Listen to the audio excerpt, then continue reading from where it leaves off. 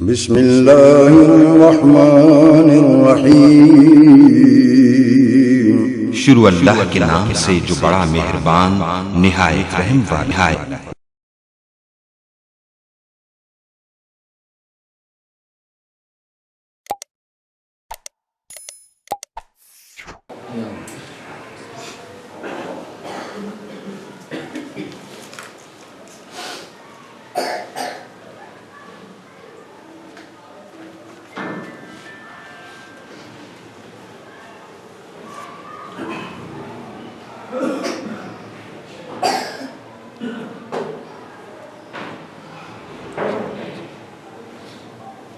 السلام علیکم ورحمۃ اللہ وبرکاتہ۔ پیچھے علی پیچھے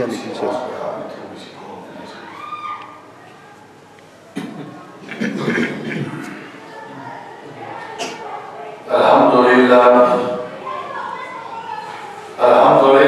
نحمدہ ونستعینہ ونستغفرہ ونعوذ باللہ من شرور انفسنا ومن سیئات اعمالنا، من یهدہ اللہ فلا مضل له ومن يضلل فلا هادي له، أشهد أن لا إله إلا الله وحده لا شريك له، وأشهد أن محمدا عبده ورسوله صلى الله عليه وسلم. أما بعد فإن خير الحديث كتاب الله، وخير الهدي هدي محمد صلى الله عليه وسلم، وشر الأمور محدثاتها وكل محدثة بدعة وكل بدعة ضلالة وكل ضلالة في النار. أعوذ بالله السميع العليم من الشيطان الرجيم. بسم الله الرحمن الرحيم. سلام عليكم بما صبرتم فنعم عقبى الدار. اللهم صل على محمد وعلى آل محمد كما صليت على إبراهيم وعلى آل إبراهيم إنك حميد مجيد. اللهم بارك على محمد وعلى آل محمد كما باركت على إبراهيم وعلى آل إبراهيم إنك حميد مجيد. ہر قسم کی حمد و ثنا، تعریفات، تحلیلات، تکبیرات، تمجیدات، تسبیحات اللہ رب العزت کی ذات مقدسہ کے لیے خاص، لائق اور زیور ہے. ریت کے ذرات سے زیادہ، پانی کے قطرات سے زیادہ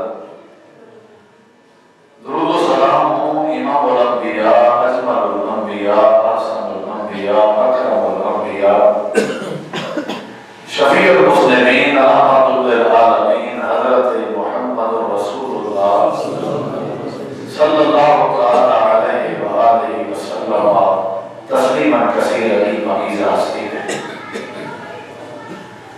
نبی کریم صلی اللہ تعالی علیہ وآلہ وسلم تسلیما کثیرا کی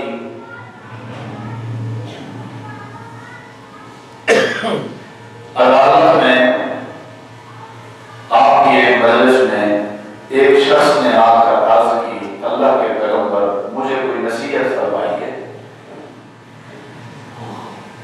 نبی کریم علیہ الصلوۃ والسلام نے اسے نصیحت کرتے ہوئے فرمایا لا تحزن، غصہ نہ کیا کر۔ اس نے آگے سے عرض کی اللہ کے پیغمبر اس کے علاوہ کوئی اور مزید نصیحت فرمائیے، تو آپ نے فرمایا لا تحزن، غصہ نہ کیا کر۔ پھر اس شخص نے عرض کی اللہ کے پیغمبر اس کے علاوہ کوئی مزید نصیحت فرمائیے، آپ نے فرمایا لا تحزن، غصہ نہ کیا کر۔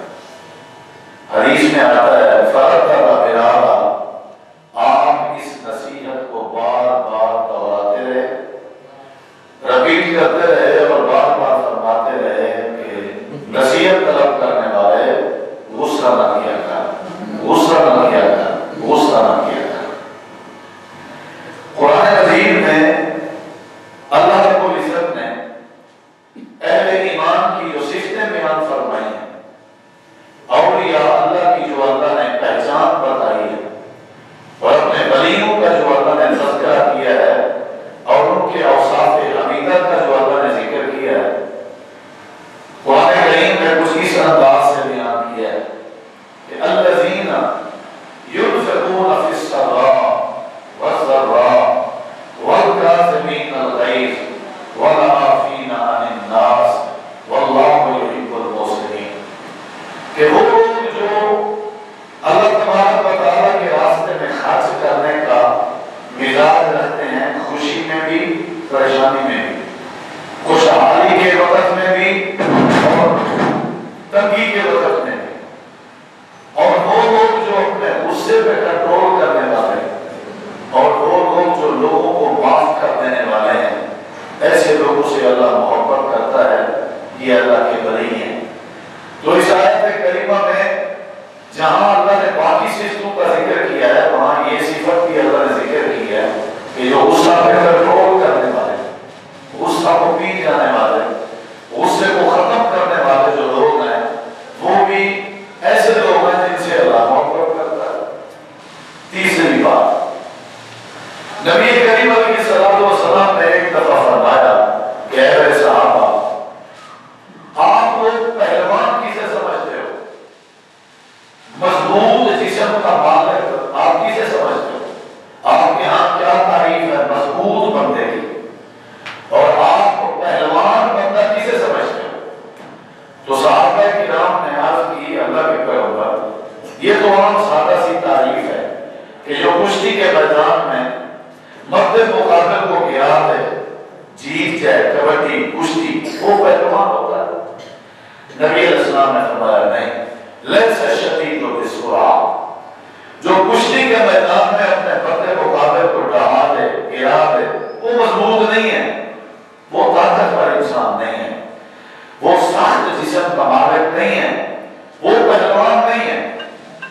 انما الشدید الذی یملک نفسہ عند الغضب، نبی علیہ السلام نے فرمایا میری امت میں میرے نزدیک اور اللہ تبارک و تعالیٰ کے نزدیک، اسلام کے نزدیک جو پہلوان کی تعریف ہے وہ یہ ہے کہ پہلوان وہ ہے، مضبوط جسم کا مالک وہ ہے، سخت انسان، سخت جسم کا اور طاقتور انسان وہ ہے جو غصے کے وقت اپنے آپ کو گرا دے، جو غصے کے وقت اپنے آپ کو کنٹرول کرنا جانتا ہوں۔ غصہ کرنا ہر کوئی جانتا ہے، لیکن غصے کے وقت اپنے آپ کو ٹھنڈا کرنا کوئی جانتا ہے۔ جو دلیری ہے، جو بہادری ہے، جو شجاعت ہے اور جو طاقت ہے اور جو پہلوانی ہے، لڑائی ہے نا، وہ یہ ہے کہ جب بندے کو غصہ آ جائے، غصہ آ جانا یہ مشکل نہیں ہے، یہ تو فطرت ہے، یہ انسان کی نیچر ہے۔ غصے کا آ جانا کوئی ایشو نہیں، آ جاتا ہے بندے کو بعض دفعہ، لیکن جب غصہ آ جائے تو غصے کو کنٹرول کرنا، غصے پہ قابو پا جانا اور اپنے غصے کو ٹھنڈا کر لینا، یہ بہت بڑی دلیری ہے اور بہت بڑی بہادری ہے۔ اور قرآن نے، حدیث نے، ہمیں اسلام نے اسی بات پہ زور دیا ہے کہ جب غصہ آ جائے تو اس پہ کنٹرول کرنا ہے۔ صحیح بخاری میں آتا ہے، چوتھی بات آپ کے سامنے ذکر کر رہا ہوں، حضرت سیدنا عمر رضی اللہ تعالیٰ عنہ جمعے کا خطبہ ارشاد فرما منبر پہ کھڑے ہوئے، مجمع میں سے، عوام میں سے ایک بندہ کھڑا ہو جاتا ہے،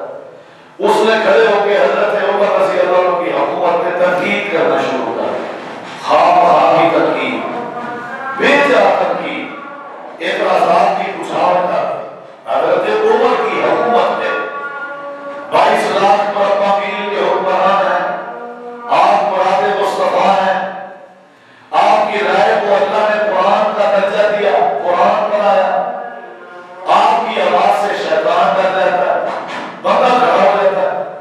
اس نے حضرت عمر رضی اللہ عنہ کی حکومت پہ اعتراض شروع کر دیا، تنقید شروع کر دی۔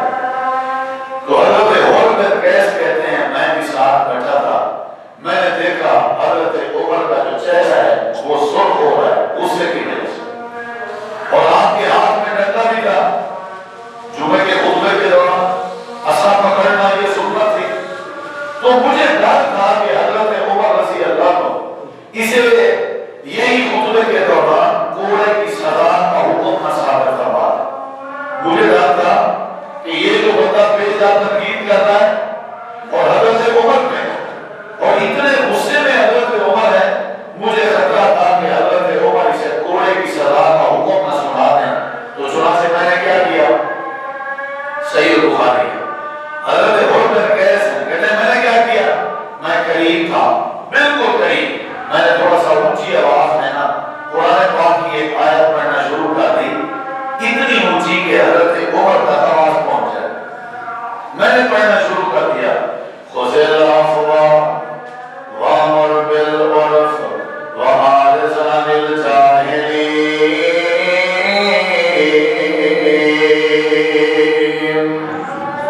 یہ آیت میں نے تلاوت کی۔ اب آپ بتائیں اس آیت کو تلاوت کرنے میں کتنا ٹائم لگتا ہے؟ بالکل مشکل سے 3 سیکنڈ، 2-3 سیکنڈ کا ٹائم لگتا ہے۔ حضرت عمر کیسے کہتے ہیں جب میں نے یہ آیت کریمہ مکمل کی، ختم کی، میں نے اوپر اپنا سر اٹھایا، حضرت عمر کے چہرے پہ نظر ڈالی، دیکھا آیت کریمہ سننے کے بعد ایسے لگ رہا تھا جیسے حضرت عمر نے غصہ کیا ہی نہ ہو۔ غصے کو کنٹرول کرنا بات نہیں ہے، ڈنڈے مارنا، انتقام لینا، دھمکانا، معاملے کو بگاڑ دینا، یہ تنہائی نہیں ہے، یہ جہالت ہے۔ اسے غیرت نہیں کہتے، اسے بے وقوفی اور نادانی کہا جاتا ہے۔ ہمارے معاشرے میں طلاقیں عام ہیں، اگر بس پشت آپ بس پردہ دیکھیں، بس منظر دیکھیں تو غصے کا نتیجہ۔ اولاد اپنے ماں باپ سے بات کرنے کو تیار نہیں، نتیجہ غصے کا۔ تو غصے کی وجہ سے ہمارا ماحول جو ہے یہ بہت بگڑا ہوا ہے، ہمارے اندر وہ محبت نہیں رہی، وہ الفت نہیں رہی، وہ پیار نہیں رہا۔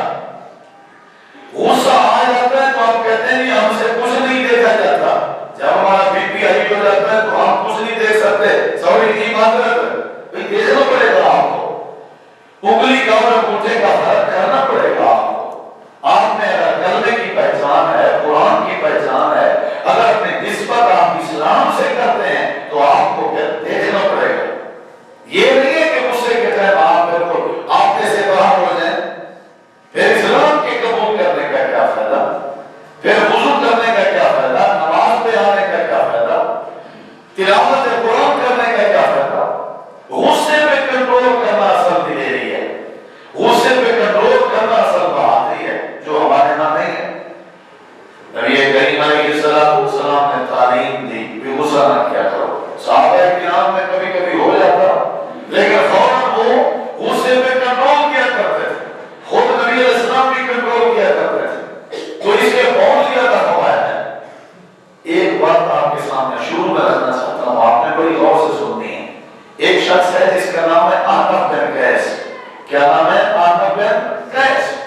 تابعی ہیں، یہ تابعی وہ ہوتے ہیں جو صحابی رسول کو ایمان کی حالت میں دیکھیں۔ حضرت عنب بن قیس کے بارے میں تاریخ میں آتا ہے، سیرت نگاروں نے لکھا ہے کہ زندگی میں انہوں نے کبھی غصہ نہیں کیا،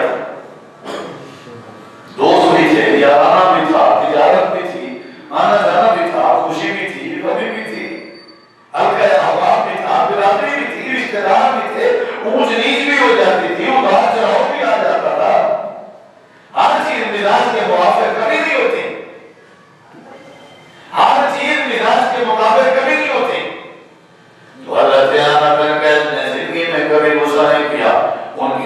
سنگت تھی، ساتھی تھے، دوست تھے، انہوں نے بیٹھ کے مشورہ کیا یار کوئی ایسا طریقہ بتاؤ جس طریقے سے آنا بن قیس کو غصہ دلایا جائے. ہم میں سے سارے دوست غصہ کر جاتے ہیں، آنا غصہ نہیں کرتا. آج کوئی ایسا کھیل کھیلو جس کی وجہ سے آنا کو غصہ آئے. ایسی کوئی گری ہوئی حرکت کرو، ایسی کوئی غیرت کے خلاف حرکت کرو کہ آدم آگ بگولا ہو جائے، غصے سے بالکل آگ ہو جائے.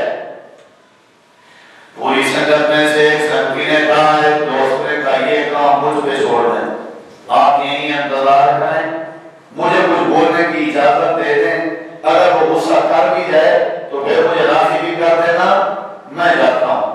تھوڑی دیر تک انتظار کرو، دیکھ لینا آنا کا غصہ.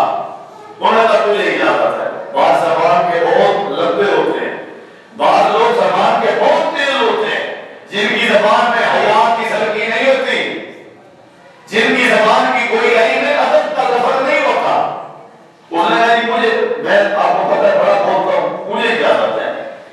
حضرت آدم بن قیس اپنے گھر میں بیٹھے ہوئے ہیں، اس دوست نے جا کر کے دروازہ کھٹکھٹایا، دستک دی، سلام پیش کیا. حضرت آدم نے اندر آنے کی اجازت دی، بٹھایا، ٹھنڈا پیئیں گے گرم، جو مہمان نوازی کا طریقہ تھا. یہ آگے سے کہنے لگے آنا آج میں نے کھانا پینا کچھ نہیں، بس یاد آ رہی تھی آپ کی، میں آپ کے سامنے آ گیا، آپ سے ملنے چلا آیا، میں نے آپ سے ایک مشورہ کرنا تھا. اچھا اکیلے؟ باقی دوست کدھر ہیں؟ آج اکیلے ہی مشورہ؟ اس نے کہا یہ خاص بات ہے. میں نے کہا پہلے آپ سے مشورہ کر لیتے ہیں، بعد میں چلیں گے باقی دوستوں کے بعد. جی میں حاضر ہوں، کیا بات کرنی ہے؟ یہ کہنے لگا میں نے نکاح کرنے کا ارادہ کیا ہے، شادی کا میں نے ارادہ کیا ہے، میں شادی کرنا چاہتا ہوں. حضرت آدم فرمانے لگے اچھی بات ہے، سنت رسول ہے، کر لو، میرے ذمہ جو کام لگاؤ گے میں کرنے کے لیے تیار ہوں. آگے سے کہنے لگے میں نے کام کے لیے مشورہ نہیں کیا، میں نے امداد مدد لینے کے لیے مشورہ نہیں کیا، میرا ارادہ یہ ہے کہ میں نکاح کرنا چاہتا ہوں. آپ کی والدہ بیوہ ہے، آپ کا والد فوت ہو گیا ہے، اگر مناسب سمجھو تو اپنی والدہ کا نکاح میرے ساتھ کرو.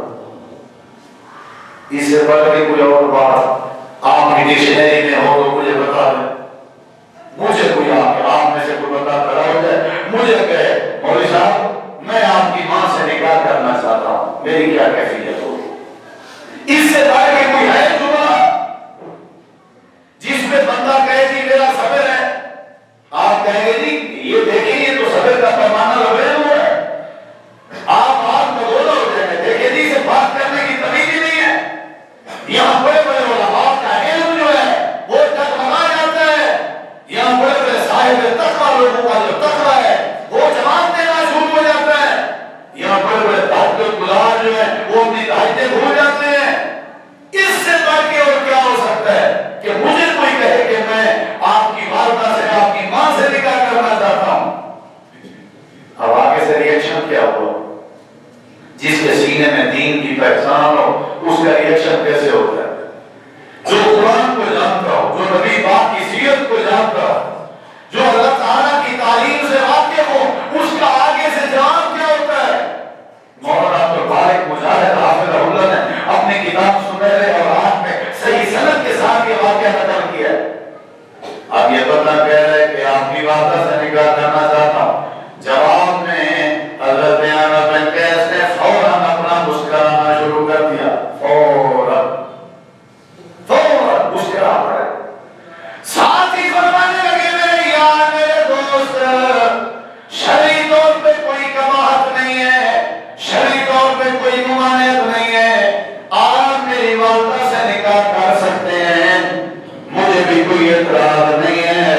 لیکن اگر میری والدہ کا آپ کے ساتھ نکاح ہو جائے، میری والدہ بزرگ ہے، بڑی عمر کی خاتون ہے، بڑی عمر کی عورت ہے، آپ نوجوان ہیں، جوانی کا حسن آپ پہ چڑھا ہوا ہے. جب آپ ایک بوڑھی عورت کو بیوی بنا کے لے کے جا رہے ہوں گے، سارا علاقہ آپ پہ اعتراض کرے گا، تنقید کرے گا کہ اسے جو بچہ اعتراض نہیں. پھر بھی شادی کرنے کے بعد لوگ آپ کے اوپر انگلی کھڑی کریں مجھ سے گوارا نہیں ہو سکے گا. مجھے آپ کی دوستی پیاری ہے, مجھے آپ کی عزت پیاری ہے, برادری آپ کو جینے نہیں دے گی. لوگ آپ پہ تانے کریں گے کہ بری عورت سے نکاح کر رہے ہیں.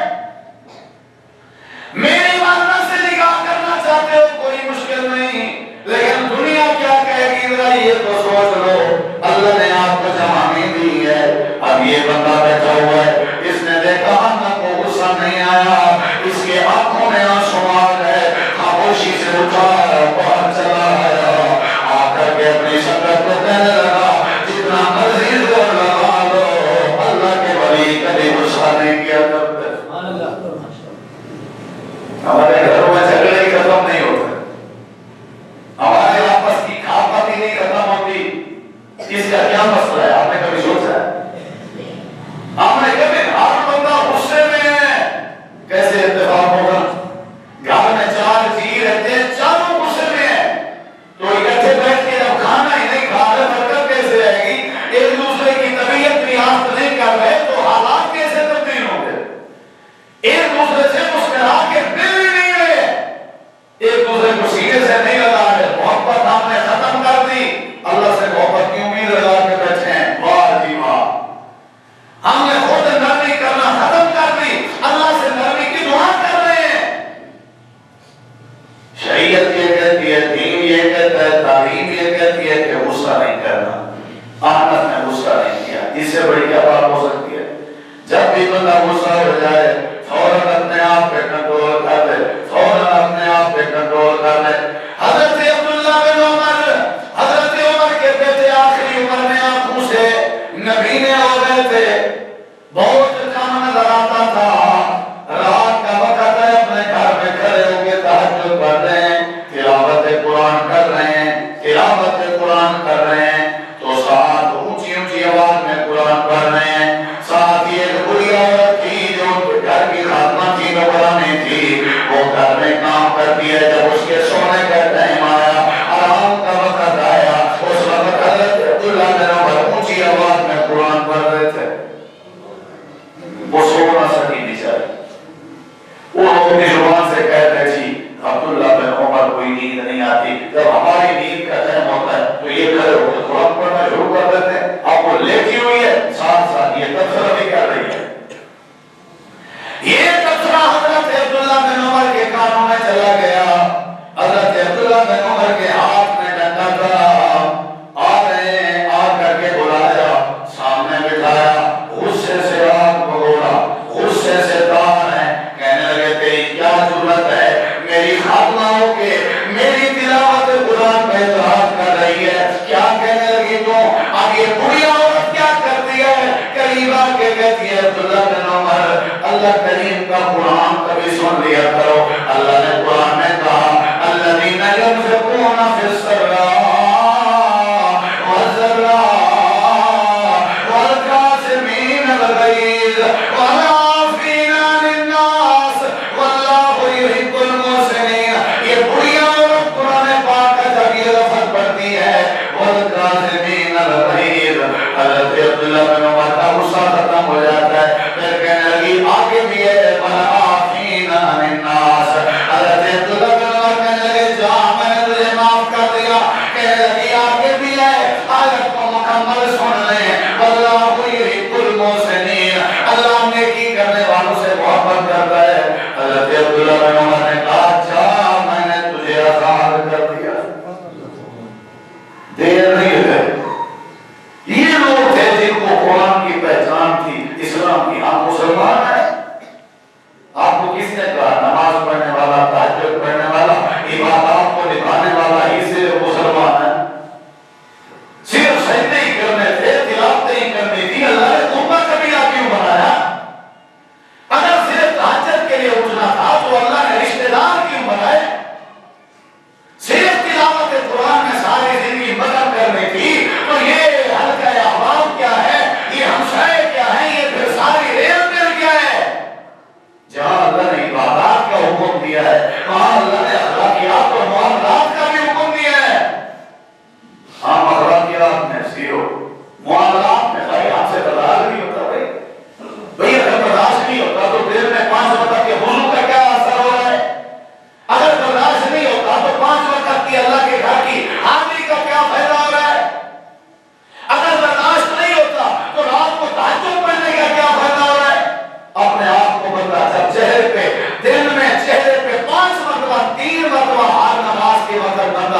پانی کے چھینٹے مارتا ہو، پانی کے چلو بھر کے چہرے پہ ڈالتا ہو، پھر بھی چہرہ غصے سے خالی نہیں، تو بتائیے اس کا مطلب وضو پھر قبول نہیں ہوگا؟ 5 مرتبہ 24 گھنٹے میں بندہ اپنے چہرے کو اچھے طریقے سے دھوتا ہو، پھر بھی اس کا غصہ ختم نہیں ہوتا، حالانکہ پانی غصے کو ختم کر دیتا ہے، پھر بھی ہم آپ کو بڑا بنے ہوئے ہیں۔ نبی کریم علیہ السلام نے تعلیم دی ہے غصہ نہ کیا کرو، جو ہی کوئی تکلیف پہنچے نا، جو ہی کوئی مصیبت پہنچے، غصہ نہیں کرنا بلکہ صبر کرنا ہے۔ یہ تعلیم ہے، کیا کرنا ہے؟ صبر کرنا ہے، یہ تعلیم ہے۔ صبر کا پھل میٹھا ہوتا ہے۔ نبی کریم علیہ السلام گزر رہے ہیں قبر سے، قبر کے اوپر ایک عورت بیٹھی ہوئی ہے، قبر پہ سر رکھ کے روئی جا رہی ہے۔ نبی علیہ السلام نے جاتے جاتے کہہ دیا اتقی واصبری، اللہ سے ڈر جا خاتون، صبر کر خاتون۔ آپ یہ جملے فرما کے چلے گئے، عورت نے سر قبر پہ رکھا ہوا ہے، اس نے پیچھے مڑ کے نہیں دیکھا مجھے نصیحت کرنے والا کون ہے، وہیں سے رکھے رکھے اس نے جواب دے دیا اے نصیحت کرنے والے اللہ کے بندے ہیں، جو دھک مجھے لگا ہوا ہے، جو مصیبت مجھے پہنچی ہوئی ہے، اگر آپ کو پہنچتی میں پھر آپ سے پوچھتی کیسے صبر کیا جاتا ہے۔ میرے نبی پاک میں یہ جملے سنے آپ چلے گئے، مسکرا پڑے چلے گئے، کوئی بات نہیں کہی، خاتون کو پتہ ہی نہیں، وہ غم میں اتنی نڈھال ہے اسے پتہ ہی نہیں۔ تھوڑی دیر کے بعد ایک بندے نے عورت کو اٹھایا اور کہنے لگا آج تو نے بہت بڑی بے ادبی کی ہے، بڑی گستاخی ہو گئی ہے تیرے سے۔ اس نے کہا وہ کیسے؟ جو تجھے نصیحت کرنے والے ہستی تھی وہ اللہ کے پاک رسول تھے، تو نے فوراً جواب دے دیا، تو پھر روتی ہوئی دوڑتی ہوئی نبی پاک کے سامنے آئی، آ کر کے کہنے لگی اللہ کے نبی میں نے آپ کو تکلیف دی ہے، معذرت کرتی ہوں۔ آپ مسکرا پڑے، آپ نے بتایا جب تو نے مجھے جملے کہے تھے اسی وقت میں نے سن کے صبر کر لیا تھا، جو بندہ فوراً صبر کر لے اللہ اس کی مدد فرماتا ہے۔ میں نے ریئیکشن کا سوچا ہی نہیں، میں نے انتقام کا سوچا ہی نہیں، میں نے بدلے کا سوچا ہی نہیں، میں نے اسی وقت آپ جب کہتے ہیں ابھی جب آپ تو کچھ نہیں پاتا، پھر کہتے ہیں نہیں مولانا آپ صبر ہی ہے، آپ کیا کریں، آپ صبر ہی ہے، اسے صبر نہیں کرتے ہیں۔ بندے کو ضرورت بھی ہو، بندہ بول بھی سکتا ہو، بندہ جواب بھی دے سکتا ہو، دھمکا بھی سکتا ہو، سزا بھی دے سکتا ہو، بدلہ بھی لے سکتا ہو، پھر بھی بندہ کیا کہے کہ میرا صبر ہے، اسے کہتے ہیں صبر۔ اسلام کی روشنی میں یہ صبر ہے۔ بیوی نے باتیں کر رہی، خامن کو چاہیے صبر کرے، خامن نے الٹا سیدھا کہہ دیا بیوی صبر کرے، ماں باپ نے کہاں جب شروع کر دیا اولاد صبر کرے، اولاد نے ایسا ویسا کر دیا ماں باپ صبر کرے، ہمسائے سے کچھ ہو گیا تو ہمسایہ صبر کرے۔ امام خطیب نے کوئی ایسی بات کہہ دی جو مزاج کے خلاف تھی، مقتدی کو صبر کرنا چاہیے، مقتدی نے کوئی الٹی سیدھی بات کر دی، امام خطیب کو صبر کرنا چاہیے۔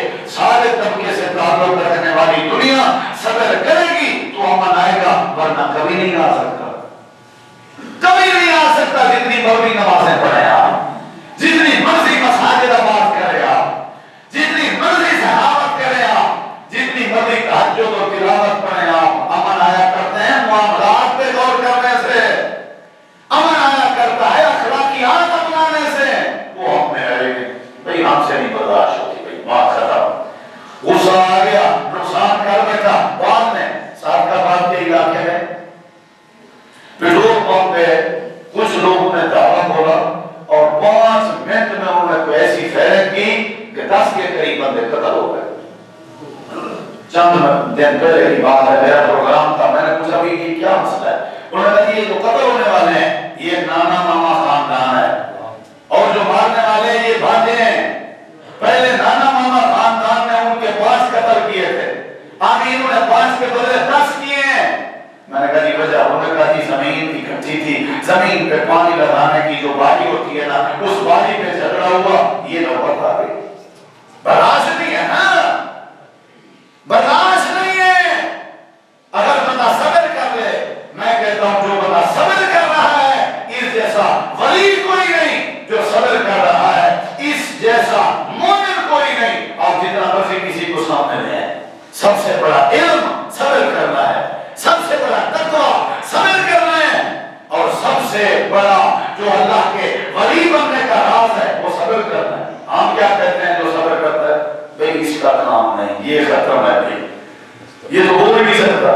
اس میں تو بھائی پھرتا ہی نہیں ہے.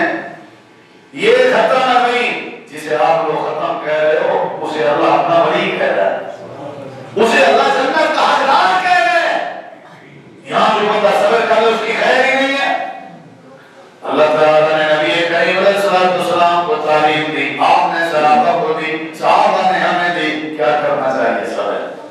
صحیح بخاری کی ایک اور بات آپ کے سامنے رکھتا ہوں. اللہ کی قسم جب میں اسے پڑھتا ہوں نا تو میرا جو عجیب سا انداز ہوتا ہے, کیفیت اور ہوتی ہے. اگر آپ نے کان کھول کے سنی اور دل کھول کے بھی سنا تو انشاءاللہ آپ کو بھی پتہ چلے گا صبر کسے کہتے ہیں. حضرت سیدنا ابو طلحہ انصاری رضی اللہ عنہ, ان کی گھر والی حضرت سیدہ ام سلیم رضی اللہ عنہ. حضرت ام سلیم کا بیٹا بیمار ہے, حضرت ابو طلحہ کا بیٹا بیمار ہے. جو بیمار ہیں یا اللہ شفا دے دے, اللہ شفا دے دے. ابو طلحہ عشاء کی نماز پڑھنے گئے, انتہائی غور سے سنیے گا, عشاء کی نماز پہ گئے ہوئے ہیں اور پیچھے طبیعت اتنی زیادہ خراب ہوئی, اتنی خراب ہوئی. اکیلی عورت گھر ہے, اپنے بیٹے کی طبیعت دیکھ رہی ہے, کام کچھ نہیں سکتی. تھوڑی دیر کے بعد حضرت ام سلیم کا بیٹا وفات پا جاتا ہے, فوت ہو جاتا ہے. اس نے اپنے بیٹے کو اپنے ہاتھوں سے بٹھایا, سلا دیا, اوپر چادر ڈال دی, چادر ڈال کے بالکل اپنے آپ کو ریلیکس کر کے اپنے گھر میں بیٹھی ہوئی ہے. دیوار کے ساتھ والے ہمسائے کو بھی پتہ نہیں چل رہا کہ یہاں کیا ہوا ہے کہ کیا نہیں ہوا. حضرت ابو طلحہ عشاء کے بعد معمول کے مطابق گھر تشریف لائے, سلام کیا. ام سلیم نے سلام کا جواب دیا, ذرا برابر بھی محسوس نہیں ہونے دیا, جواب کے انداز میں بھی محسوس نہیں ہونے دیا. آنکھوں سے آنسو بھی نہیں آ رہے, چہرے سے پتہ نہیں چل رہا. حضرت ابو طلحہ بیٹھ جاتے ہیں, کہنے لگے ام سلیم کھانے کی طلب ہے. حضرت ام سلیم نے دسترخوان لگا دیا. ام سلیم پانی چاہیے, حضرت ام سلیم نے پانی پیش کر دیا. کھایا جا رہا ہے کھانا, پیا جا رہا ہے پانی, باتیں بھی ہو رہی ہیں.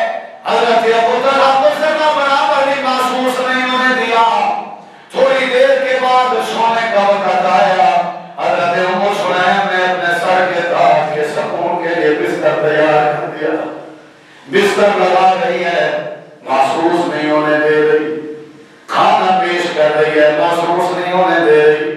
آخرکار حضرت ابو طلحہ آرام فرما ہوتے ہیں. تھوڑی دیر کے بعد خیال آیا اب کے زوجیت ادا کرنے کا. سوال کر بیٹھے ام سلیم سے زوجیت کے حق ادا کرنے کا. حضرت ام سلیم اب کے زوجیت ادا کرنے کے لیے تیار ہو گئی. بیٹے کی وفات کا پتہ نہ لگنے دیا. حق کے زوجیت ادا ہو رہا ہے, ذرا برابر بھی آسان نہیں نظر آ رہے. حضرت ابو طلحہ غسل کر کے آرام کر کے سو جاتے ہیں تو ام سلیم بھی اپنے بستر پہ لیٹ جاتی ہے. تو آپ بتائیں کیا گزر رہا ہوگا ماں کے دل پہ. رات ساری گزر رہی ہے, بیٹے کی لاش پڑی ہوئی ہے, اتنا بھی نہ کر سکی کہ اپنے خامد کے سامنے رو لے. اب چادر اوپر پہنے, چادر پہن کے رو پڑی, روتی رہی ساری رات. ذرا برابر بھی آرام نہ آیا, کروٹ بدلتی رہی تو اللہ کے سامنے یہی کہتی رہی, میرے مالک اگر مجھے قرآن کی پہچان نہ ہوتی تو شاید میں ماتم کر رہی ہوتی. آج مجھے اللہ تو نے صبر دیا ہے تو یہ قرآن کی پہچان کی برکت ہے. اللہ میں تیرے پیغمبر کا کلمہ پڑھنے والی ہوں. تیرا پیغمبر جب صبر کا پہاڑ ہے, تیرے پیغمبر کے یار جب صبر کا پہاڑ ہے تو میں کیوں نہ صبر کروں. اللہ انا للہ تو کہہ سکتی ہوں لیکن ماتم اور خبر نہیں کر سکتی. میری زبان سے جملے نہیں نکل سکتے. ساری رات روتے گزار رہی ہے, آواز بستر سے باہر نہیں آ رہی. مثال پیش کیجیے, بڑا غیرت مند ہے, آپ کے دل میں آپ سے بڑھ کے غیرت والا کوئی نہیں ہے. غیرت والا میں اسے سمجھتا ہوں جو صبر کرتا ہے. آپ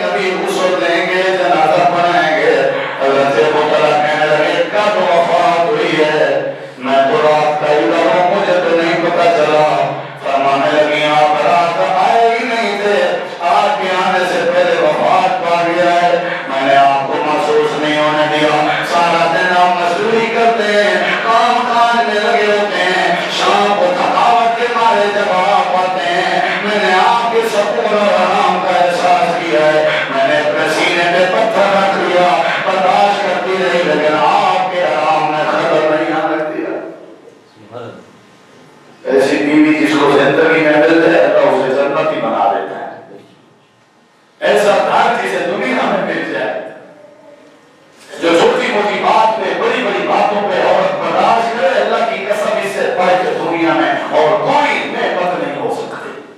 سب سے بڑی نعمت یہ ہے کہ گھر کا ہر چیز صبر کر رہا ہو. سب سے بڑا اللہ کا فضل یہ ہے کہ گھر کا ہر فرد برداشت میں ہو.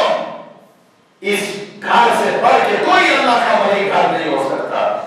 پیسے پہ ناز ہے, قوم پہ ناز ہے, عہدے پہ ناز ہے, افسری پہ ناز ہے, باپ نظر نہیں آ رہا, ماں نہیں نظر آ رہی, جنگ مچائی ہوئی ہے, پورے گھر کا ماحول خراب کیا ہوا ہے. پھر کہتا ہے جی حکومت یہ ہے, پھر کہتا ہے مہنگائی نہیں ختم ہو رہی.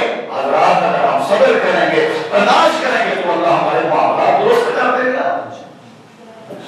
تو حضرت ابو طلحہ رو پڑے. حضرت ابو طلحہ فرماتے ہیں مجھے اتنا غم بیٹے کی وفات کا نہیں ہوا جتنا مجھے حیرت اپنی بیوی کے صبر کرنے پہ ہوئی.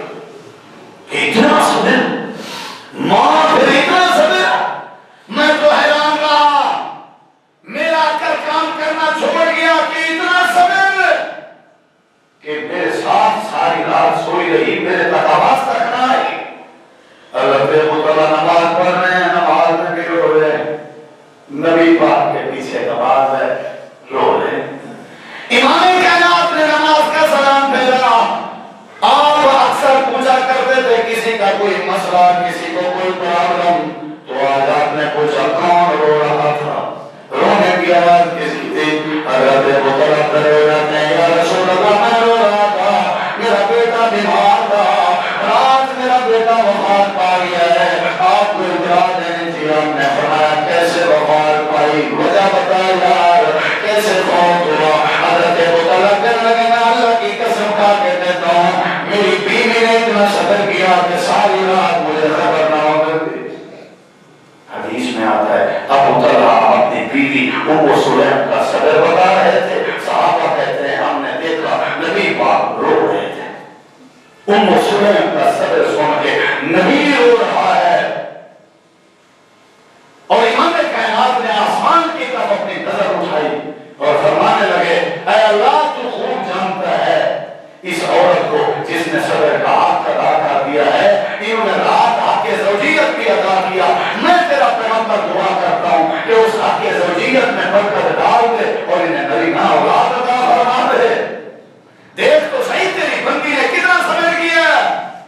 صحابہ کہتے ہیں ہم سن رہے تھے جب حضرت ابو طلحہ کو سلیم کا صبر بتا رہا تھا, ہمیں حضرت سمیہ کا صبر بھول گیا, ہمیں حبیب نجار کا صبر بھول گیا, ہمیں پچھلے لوگوں کا صبر بھول گیا جن کو لوہے کی کنگھیوں سے اگھوڑا جاتا, جن کو آرے کے سامنے رکھ کے ٹکڑے ٹکڑے کر دیا جاتا. ام سلیم کا صبر جب مسجد نبوی میں ذکر ہو رہا تھا تو ہم سب صبر بھول گئے تھے. ہم نے کہا صبر ہے تو یہ ہے جو ابو طلحہ کی بیوی نے کر کے دکھایا. ہم کیا صبر کرتے ہیں؟ میں آپ کو مشورہ دیتا ہوں اگر آپ صبر نہیں کر سکتے نماز پڑھنے کیا کرنے آتے ہو؟ آپ برداشت نہیں کر سکتے چہرے پہ داڑھی رکھ کے اپنے آپ کو مسلمان کیوں شو کر رہے ہو جب آپ میں اسلام آ ہی نہیں سکتا, اسلام کو آپ سمجھ ہی نہیں سکتے. یہ تھا اسلام. اللہ کی قسم کبھی بگاڑ نہیں پیدا ہو, کبھی جھگڑے نہیں ہوئے, کبھی لوگ بیمار نہیں ہوئے. آپ مجھے بتائیں مدینے کی تاریخ میں صحابہ کے دور میں کوئی ایک حکمت کی دکان لگی ہو, کوئی ایک دیوتا ڈاکٹر آیا ہو, کوئی ایک حکیم آیا ہو. اللہ کی قسم کھا کے کہتا ہوں بیماریاں اس قوم میں آتی ہیں جس قوم میں جھگڑے ہیں, اور جھگڑے اس قوم میں ہوتے ہیں جس قوم میں غصہ ہو اور صبر نہ ہو. جب آپ صبر کریں گے جھگڑے ختم ہوں گے, جب جھگڑے ختم ہوں گے بیماریاں ختم ہوں گی. یہ سارا اپنا رولا ہے ہمارا, ہم برداشت ہی نہیں کر سکتے, صبر نہیں کر سکتے. قرآن یہ کہتا ہے کہ جو بندہ صبر کر لے نا, قرآن کی آیات آپ کو سناؤں تو اللہ کی قسم ہاتھ ادا نہیں ہوگا. کتنی ساری آیات ہیں قرآن کی. ایک آیت آپ کو سناتا ہوں اور غور کیجیے جو میں نے خطبے میں پڑھی, بس بات پہ ختم کرنے لگا ہوں. آپ اس آیت پہ غور کیجیے. سنی بڑی ہوں گی آپ نے, پڑھی بھی ہوں گی شاید, لیکن غور کریں گے تو پھر آپ کو سمجھ آئے گی. اللہ تعالیٰ فرماتے ہیں سلام. سلام سلام تو آپ کو سمجھ آ گیا ہوگا نا. سلام علیکم بما صبرتم فنعم عقبی الدار. اللہ فرماتے ہیں جو بندہ صبر کر رہا ہے اسے جا کر کے کہو کہ میں اللہ تجھے سلام کرتا ہوں.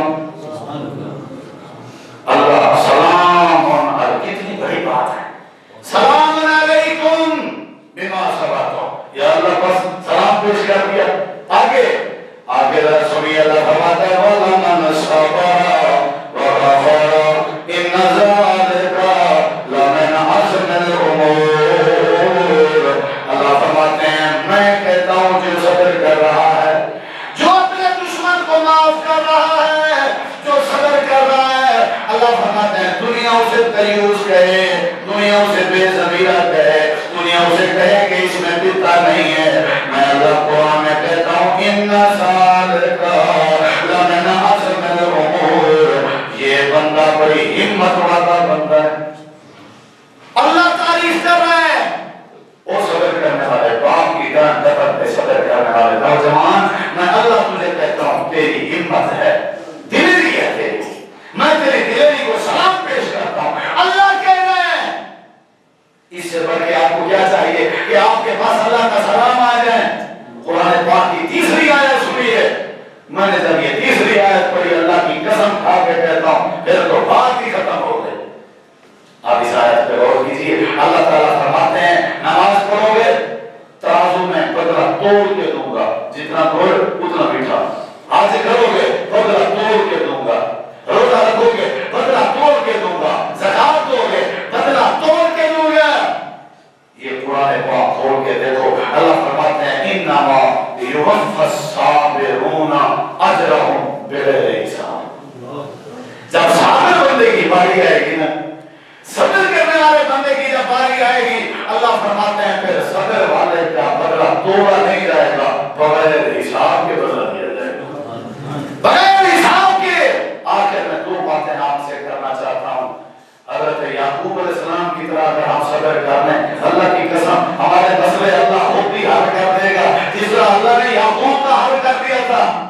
جب سارے بیٹے مل گئے پوتا لے کے اور آ کر کے کہنے لگے یعقوب یوسف کو بھیجا کھا گیا ہے، یہ دیکھ لیجیے چھوڑا. حضرت یعقوب علیہ السلام نے فوراً کیا کہا؟ اللہ تعالیٰ فرماتے ہیں بابا نہیں کیا، ماں نہیں کیا، آب فرما نہیں کیا. مار بھی سکتے تھے، گھر سے نکال بھی سکتے تھے، بدلہ بھی لے سکتے تھے، قتل بھی کروا سکتے تھے، اپنے بیٹے تھے قید بھی بنا سکتے تھے، قیدی بھی بنا سکتے تھے.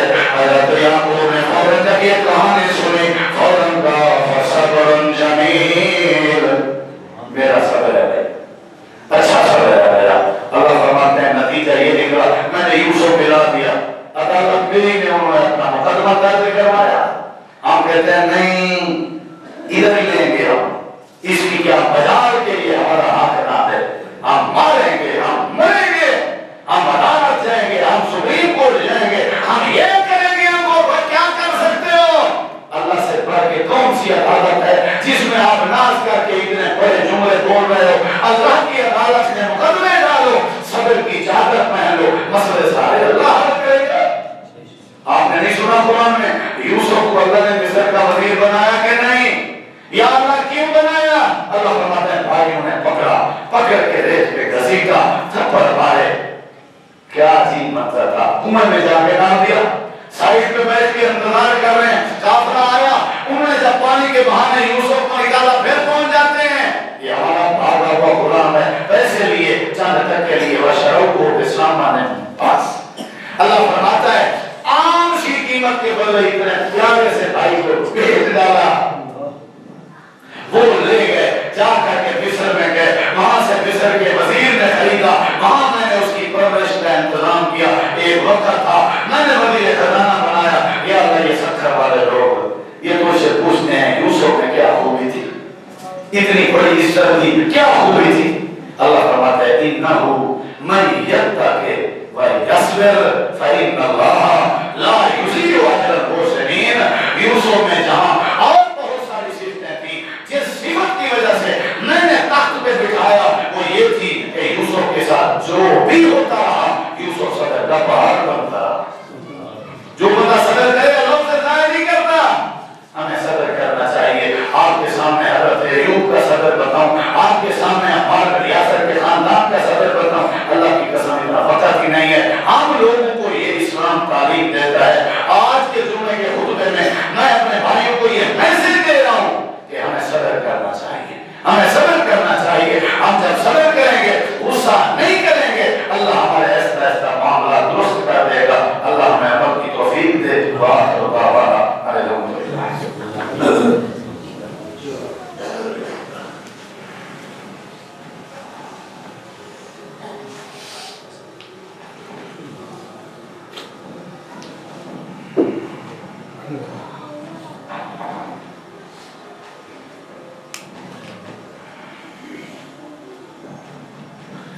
السلام علیکم ورحمۃ اللہ.